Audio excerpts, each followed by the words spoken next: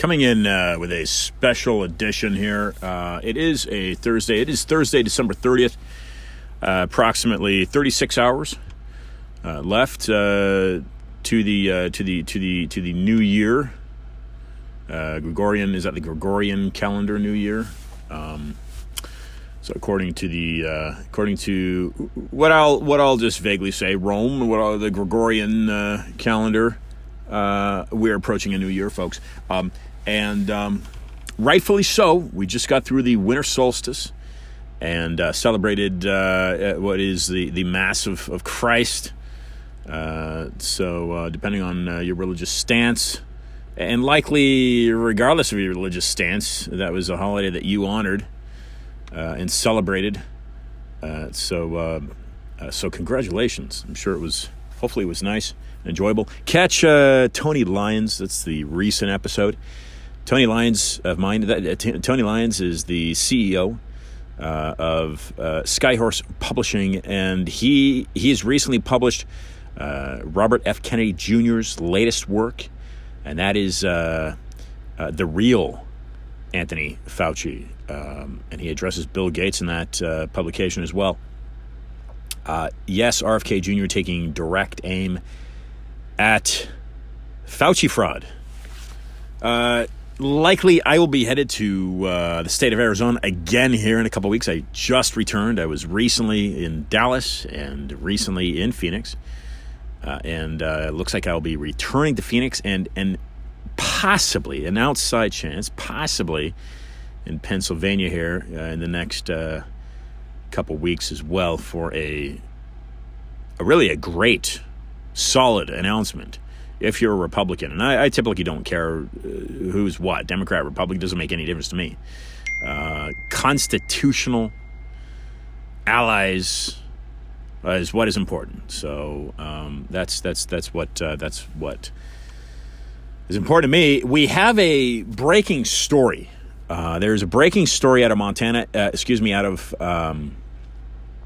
Maryland, and this is important to me because, folks, it's the little battles. It's the little battles that we win that push this regime back. And by the way of regime, I'm saying that these masks and these vaccine mandates, these are simply weapons in the communist arsenal to take over the country. They've already infiltrated the government on many levels. The Department of Education is simply one. The military branches are another. The entire economic system is highly suspect and in question. And in fact, Anthony Sabatini, and even Mark Fensham out of Arizona, Sabatini out of Florida, these are two American politicians that have openly called for an end to the Federal Reserve Central Bank. Because, folks, it is a European bank that is not an American bank. And it is nothing new to the history of this country. These European banking ties predate the Constitution, predate the Declaration of Independence. And I have more of that information written up on my website, iantrottier.com. But let's bring in now Jean Howard, dialing Jean Howard in.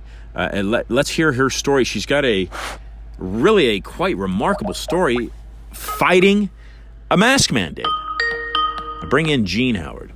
This number is using RoboKiller to screen their calls. Please say your name and the purpose of your call, and I'll try to connect you. Okay, fine. Ian. Thanks. Let's see if that works. Jean Howard, ladies and gentlemen.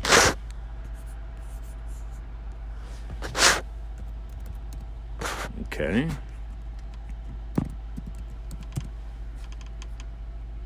Jean, are you there?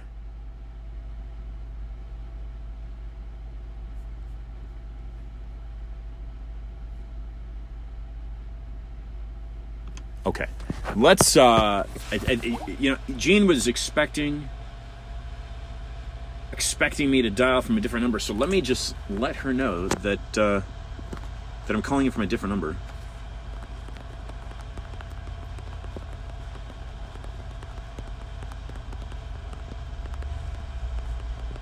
Okay.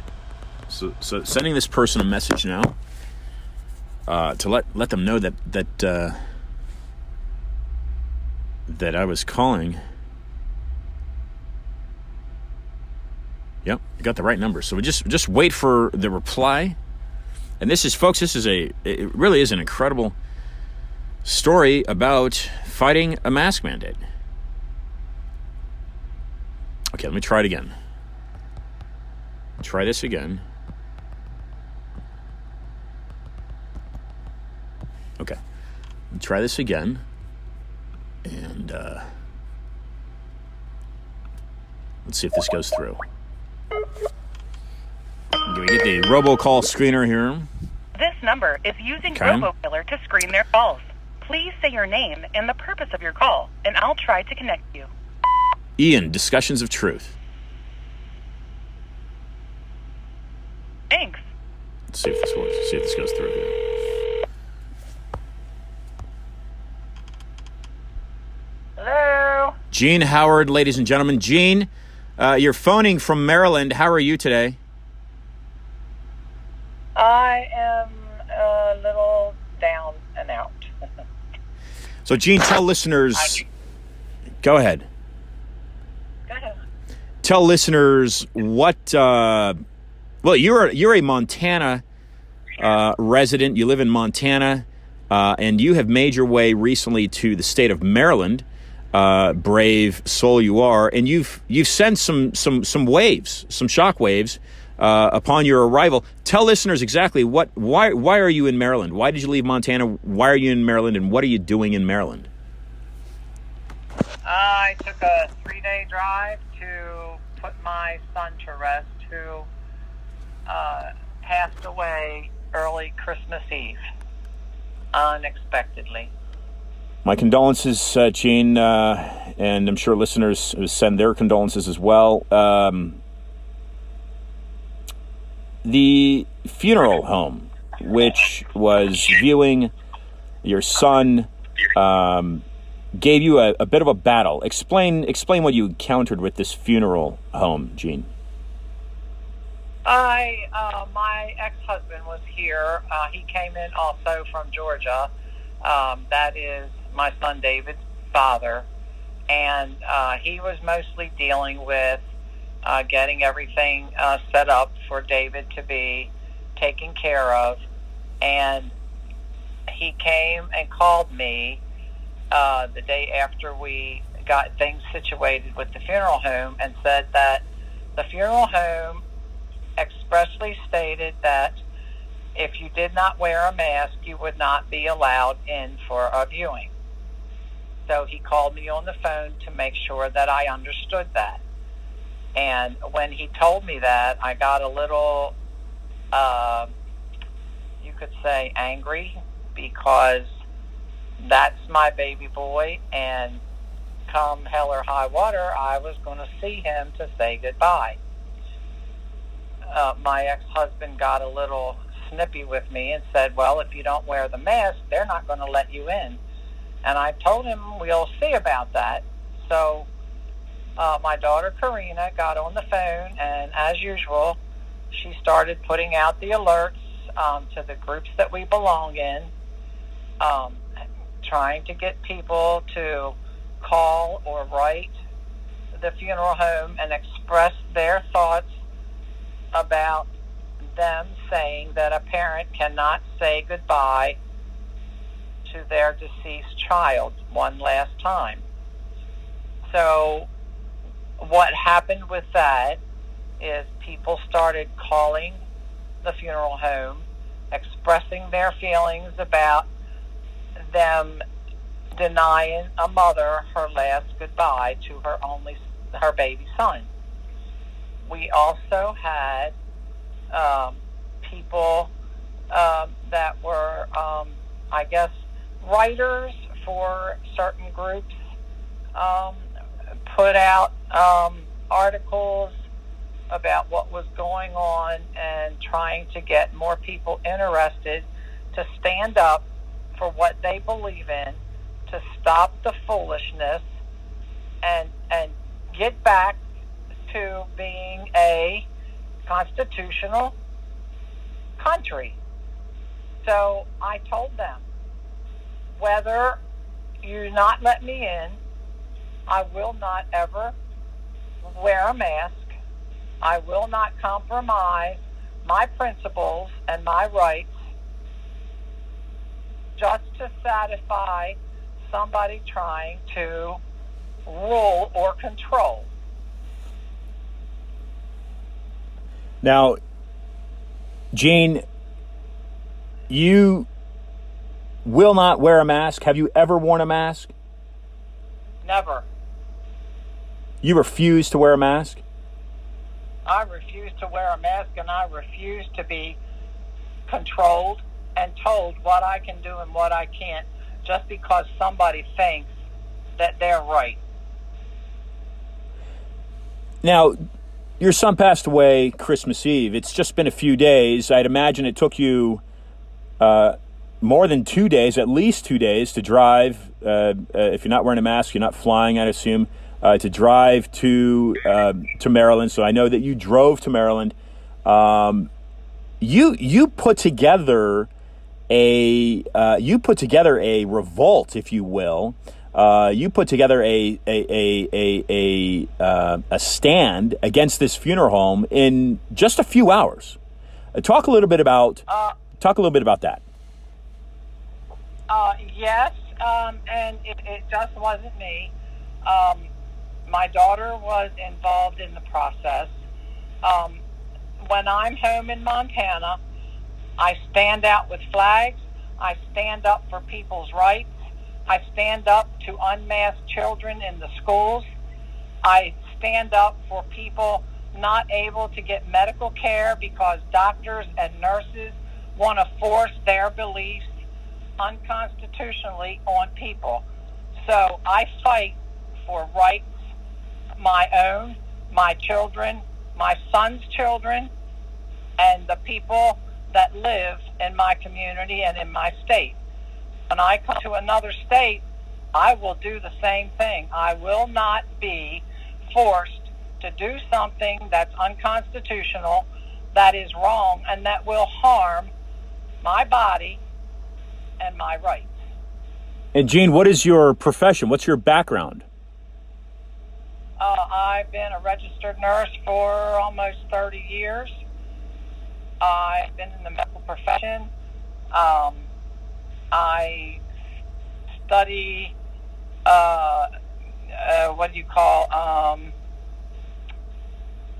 infection control, and I understand that when you do certain things, like put a mask on your face, your body cannot release or expel certain chemicals that you breathe. So when you breathe out and you breathe into a mask, you're not breathing out the carbon dioxide that your body and your lungs put out. It goes into the mask, which makes you rebreathe the garbage that your body is supposed to get rid of and breathe in fresh air. And no matter how much you tell or explain things to people and try to teach them what is going on, they want to force you to do something either because they're ignorant of the situation, or they just don't understand, or they're scared to death. Jane, how do you feel about the CDC and their guidelines? You can include Dr. Fauci, some comments about Dr. Fauci if you like. As a nurse, when I was practicing, I started noticing things that the CDC put out that didn't quite set right with me. And after a while, I started questioning the CDC, World Health Organization, NIH, and they made no sense in their directives and what they were trying to have people believe about certain medical procedures or medications, and just as a nurse and with all your knowledge that you gain from school and from your practice, you just know that that is not right and you try to fix it. Dr. Fauci comes out and says, he calls these vaccines. They are not a vaccine. A vaccine is supposed to help you, not hurt you, not cause your body to do things that it's not supposed to do to cause you harm. Medical people are to do no harm. They are there to help you, to keep you healthy, to keep you happy, and to keep your body in perfect running order with the person's help. So, Gene, within 24 hours of arriving into the state of Maryland, you put together a group of people, primarily consisting of, well, it sounds like people from Montana and certainly people from elsewhere that you know, but you put together a group of people to basically flood the phone lines of this funeral house, which caused them to retract their mask mandate? Yes, we did, and it wasn't just me. My daughter is very proficient with computers and internet practices, and she kind of got on her little Facebook and her social pages. She put out what was happening. We had people from Nebraska, from Kansas, from Montana, Tennessee, Texas, pretty much most of the states around here on the east side and the west, kind of scattered a little bit, but these people were supporting us because they believed in what we were fighting for. They thought that I was doing the right thing. They stood up behind me to help fight this injustice that our country seems to be trying to force on people that they don't want to have done. So with this victory, you were able to enter the funeral home. Actually, before we talk about that experience, Gene, you entered the funeral home without a mask. Did you exchange any dialogue with the ownership of the house, the funeral home? My whole family walked in there without a mask. We walked back to the funeral director, and they called us back to get ready to have the viewing, or they called it the identification process of my son. The funeral director came out and asked me to step back in the room for a second. He needed to talk to me. And he stated to me that, would I please have my family stop calling the funeral home and telling them that they should let this mother see her son for the last time before he is gone. And he asked me to have those phone calls stop because they're annoying. I went back out in front and I told my daughter and a couple of people what he said. And I told him, I said, that's not just family. That is people from around the country that do not believe in what you are doing. They do not believe that the government has a right to tell them what they can and cannot do, to hide their face behind a mask so that can make other people feel comfortable. And Gene, was this individual masked when he encountered you? Yes, he was masked, and also the other fella that was a proprietor also. They were both masked. Your victory here, small, it echoes, because what I think it does, Gene, is it gives other people that agree with you, it gives them a model to follow, it gives them hope, it gives them courage, it gives them strength. Where are you going from here? You've unfortunately lost your son, but there's a very strong victory in here. There's a very bright glimpse of hope for Americans, constitutional Americans, people that love their freedom. You're sending out a strong message of hope and courage and a victory in a very minor battle, but again, it echoes. Where do you see this going from here? Where would you like this to go from here, Gene? Well, I'm going to be going back home soon after I get a rest from that long drive and recoup a little bit from losing my son. I'm going to go back home and I'm going to fight a little bit harder.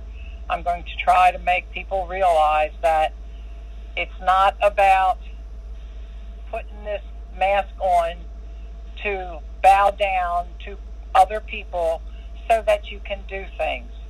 I had a friend, and she said, the thing that I'm proudest of you about is that you stood by your convictions. You may not have gotten to see your son for the last time and say goodbye, but you didn't knuckle down. You didn't change your mind. You stood on your convictions. You did not put on a mask, and you still fought and was able to see your son. Yeah, as a matter of fact, I don't know anybody else out there that has done this, Gene. If your daughter's close by to you and she'd like to comment, she's free to do so. Is she there, Gene? Yes, she is kind of always by my side, helping me put things out. That she's very tech savvy, so she does my computer work, and she's very into her social platforms. She has a lot of influence and connection with patriot groups around the United States. We had people as far over as Texas, all the way to the East Coast in Maryland. People were, we have a people's rights group that we contacted that we belong to in Montana. I contacted them, and they gave us names of people that may be in Maryland. So we contacted the group leaders of some of those people's rights groups, and the lady got back to us, and she started a call to action for the Patriots here in Maryland, and she got that started on this side. Our people in Montana got together and started theirs, and we wound up with a phone tree, and everybody that saw this, that saw the ad that was written by a writer that we have, they started calling the funeral home. They called all night, left messages because they stopped answering the phone due to the overwhelming response to what my daughter had put out on her social media.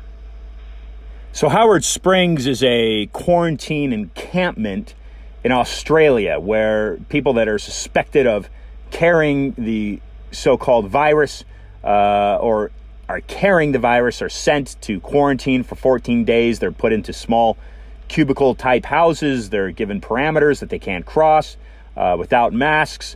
I'd imagine, Gene, that type of thing could certainly happen in the United States if it's not for people like you pushing back against a government overreach. Let's get some comments from your daughter, please. Have her identify herself, and let's get some comments from your daughter, please. Okay, hold on. Here she is. Hello, this is CJ Howard.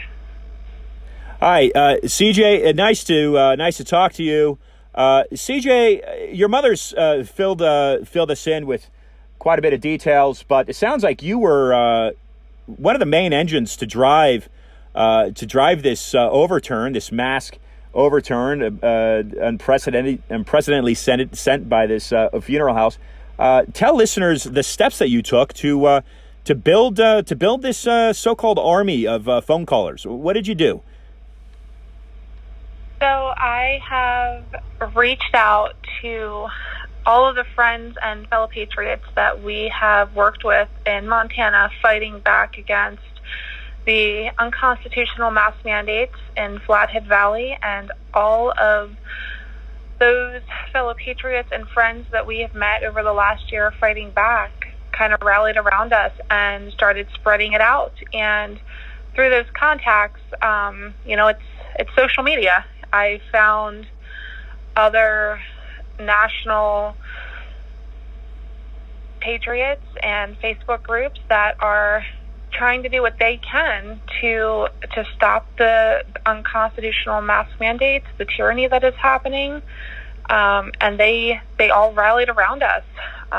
There were a lot of prayer support. With the help of a friend, we were able to get a newspaper article published, and that that was also sent out to all of the mostly conservative newspapers in Maryland, and was posted on their Facebook pages, and we just spread the word. We utilized all the social media that I had access to throughout the nation, and it all started with a small group of friends that we had accumulated over the last year fighting back in Flathead Valley. And I want listeners to again remember that these two ladies put this together in what is essentially less than or just about 24 hours. So a call to action seen to a great level of success. And CJ, where do you want this message to go? What do you want listeners to walk away with after this, what I'm calling a victory? I think the most important thing is that you have to stand by your beliefs, and you have to fight for them, even if it goes against, popular opinion or popular belief about what you should and shouldn't do. I think it's also important for people to realize that you need to get out and know the people in your community. You need to fight back. Make sure that your congressmen and women and your legislatures, they know you. They know your voice. You have to keep talking. You have to make your voice heard and not be afraid to speak up. You cannot be afraid of a confrontation. You can't get through life that way. You have to be willing to stand up and fight for your beliefs. And in this case, with a lot of support, it worked. And I just hope that people can hear this and know that there's a lot of support out there if you get up and make the first step. CJ, do you think that you sent a message to this director? You've certainly sent a message. Do you think you've made an impact that this person will ponder? I don't know about that person. I would like to think that there is a small group in Maryland because it's a largely liberal community. But I like to think that the people that rallied around us in Maryland that share the same hopes and beliefs that we do can take this and move forward with it and help with the fight in Maryland.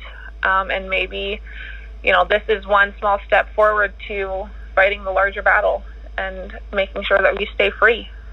And what is in your own words, CJ? What is your country experiencing here? What's happening to your country? What's this larger battle?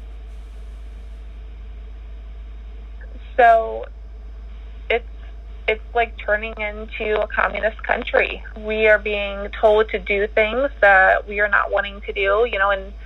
In Maryland right now, they reinstated the mask mandate, and just recently, we tried to go and find somewhere, like even a grocery store, that we could go and get some food in for our stay. And, after all of the phone calls, nobody is willing to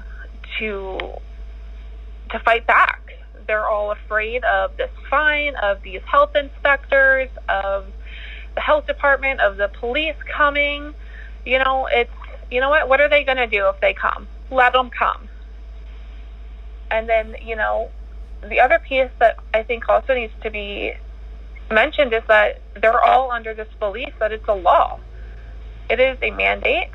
It is not a law. They are two very different things, and people need to understand the difference and when to fight back. The lady that I called to try and get into a restaurant, she said, well, there's no arguments about this. It's a firm. You mask up or you don't come into the store. And I'm like, okay, but you realize that, you do not have to follow this. It is a mandate. You can fight back. And she's like, well, the sign is on our window. It's law here. I'm like, that's not a law. They don't understand the difference. And I think the ignorance of what has happened in our country is a detriment to all of us because they don't know how to fight back. They won't take the time to learn. if you pull up the Maryland Constitution, it states that you have the right, a God-given right, not a government-given, a God-given right to the pursuit of life and happiness. You have the God-given right to breathe fresh air without something over your face. Yeah, very well said. And I commend the bravery of both of you. Before we go back to your mother, Jean, I'd like you to leave some closing comments, some closing thoughts about this experience. You've lost a loved one, your brother, but there's some highlights to this trip, and those are obvious at this point. What are some closing comments that you'd like to leave for listeners, CJ? I think first off, I want to make sure to thank all of the people that rallied around us and supported us and helped get the message out, and who called nonstop to the funeral home to help fight for us to have the ability to go in and see my brother for the last time and say goodbye. I think it's important that, people need to wake up. It's not time to sit back and be complacent and think that it'll never happen, because it is happening. And we need to wake up and we need to fight back. We need to be unified behind, one idea. And the idea is that we're free. We are a free people. We are free because that is a God-given right to us. Yes, well said. Thank you, CJ. Let's get some closing comments from your mother, please. And please, CJ, keep up the incredibly good work that you're doing. And take this message as far as you can take it for those that you feel will be strengthened from it, which I think there's a large number of people that simply need to hear stories such as yours and courage such as yours. So thank you, CJ. Jean, leave listeners, if you would, please. Leave listeners with some closing comments. What do you want listeners to walk away with from your very brave efforts? Well, I would like people to understand that they have the right to choose how they live their life, what they put on their body, what they put in their body, and how they take care of their families. If you are mandated, that you are so afraid that if you don't do or comply, you won't have food, you can't go outside, you have to do this in your home, that is not right. You have to be able to live your life. You have to be able to be free to do and choose what is right for you and your family. Do not back down. Do not stop fighting. Stand up. Say, we will not comply with your unconstitutional rules. If you stand up and fight, they can't throw us all in jail. They cannot beat us if we stand up and fight together. It's all about togetherness. It only takes one person to make a snowball and run it down the hill and make it big enough to put on the bottom of the snowman to build from. You have to be willing to fight for what you want, for what your rights are. Ladies, thank you very much. You two are American patriots. You're symbolic of everything that this country stands for, and again, I commend your bravery. Thank you for joining the program. Thank you for calling, and if anybody needs any help, if anybody wants to fight, we're always available. We will stand with you. We will stand with God, and we will get our country back. And actually, to that tune, would you like to leave social media pages or handles where people can get involved with working with you? We belong to the People's Rights Group in Montana. It is peoplesrights.org. We have a representative that leads our group that spreads out to other states. His name is Nick Romlow. We have another guy that's very involved in people's rights, and his name is Evan Gardner. If you get on Facebook, social media, you can find a lot of these people. Their names and their sites are available. All you have to do is look.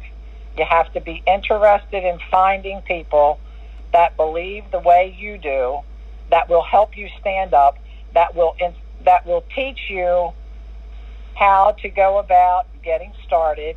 All you have to be willing to do is listen, learn, stand up, and never stop fighting. Thank you very much. Once again, thank you very much. Thank you for being interested. So, folks, there you have it. You have word of mouth from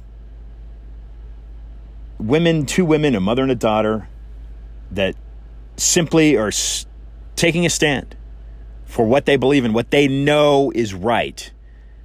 They're human beings. They know they have no greater power to report to than that of the Creator, mentioned as God, and they are holding firm to that connection that they have with their Creator, as should you. You are the government. You make the government. Do not let any government tell you otherwise. You are the government. It explicitly states, we the people, and great warriors have fought to be included amongst that definition throughout the history of this country, and those warriors still live, folks.